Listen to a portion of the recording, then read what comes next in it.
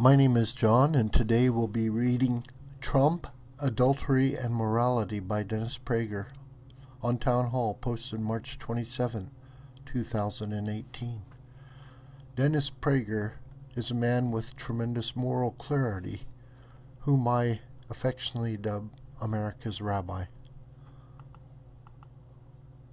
Some years ago, I wrote a column about adultery and politicians, in light of the Stormy Daniels and Karen McDougal interviews concerning their alleged and probable affairs with Donald Trump.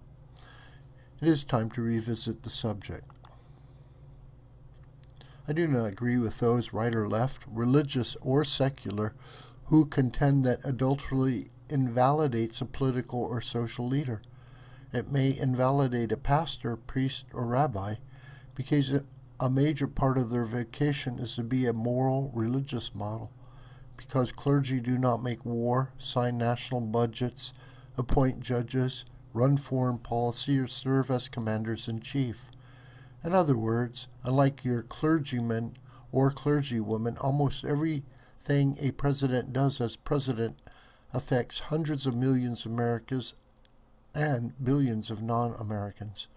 If a president is also a moral model, that is a wonderful bonus, but that is not part of a president's job description. But even anti-Trump conservatives still assert character matters a great deal in a president and other political leaders. There are two problems with that argument. The most obvious is that adultery is frequently an inaccurate measure of a person's character. Indeed, many otherwise great men have been unfaithful to their spouse. And while it is always a sin, the sixth commandment doesn't come with an asterisk. There are gradations of sin.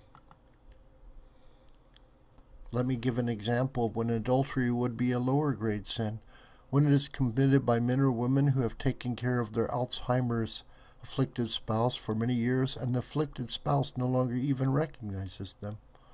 Of course, a healthy spouse could find love with someone else without committing adultery by divorcing their demented spouse. But few people would be so heartless as to recommend that avenue. At the other end of the sin spectrum would be flaunting one's adultery, thereby publicly humiliating one's spouse.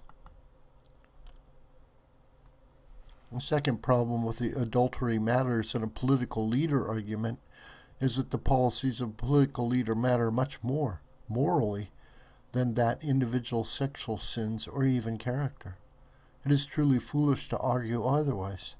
Would we rather have as president a person with racist views who otherwise had an exemplary personal character, or a believer in racial equality who committed adultery? I have considerably more moral contempt for the media's and the left's obsession with Stormy Daniels than I do for Donald Trump for his alleged night of sinful sex with her. That 60 Minutes correspondent, Anderson Cooper, and many in our country found it acceptable to ask a woman, did he use a condom? On national TV is a far graver reflection of America's moral malaise than a man having a one-night affair 12 years ago. It should be clear that this whole preoccupation with Trump's past sex life has nothing to do with morality and everything to do with humiliating Trump, and thereby hopefully weakening the Trump presidency. The reason the adultery of the media since he was elected. Here's one proof. The media rightly celebrate, as we all do, Reverend Martin Luther King Jr. as one of the moral greats of the 20th century, despite reports of his having committed adultery on numerous occasions. Likewise, the media and the left idolize Senator Ted Kennedy, regularly referring to him as the Lion of the Senate. Yet Kennedy was notorious for his lechery, far more so than Trump. Typical Ted Kennedy behavior, as described in New York Magazine, was when he and then fellow Democratic Senator Chris Dodd participated in the famous waitress sandwich at La Brasserie in 1985, while their dates were in the bathroom. John F. Kennedy remains the most revered of Democratic presidents in the modern era, yet we now know he routinely had affairs in the White House in his wife's absence and had Secret Service provide him advance notice of her return. And by the way, if sexual infidelity invalidates the character and therefore the worthiness of a politician, why doesn't it invalidate the character and worthiness of an editor at the New York Times or the Washington Post? Why aren't their sex lives investigated? They have, after all, more influence than almost any politician.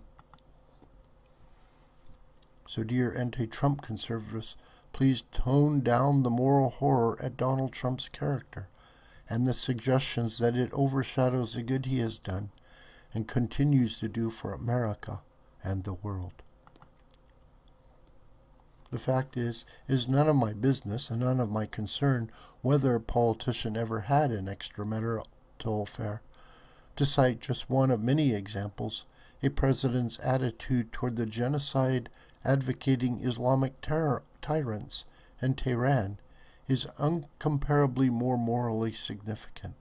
That is just one of many reasons, on moral grounds alone, I far prefer the current president, the faithful to his wife, previous president. This video is a production of the School of the White Crane. My name is John Brooker, and you can reach me through commentary on this video or through my Gmail listed here. Please share this video with family and friends and on social media. May God richly bless you.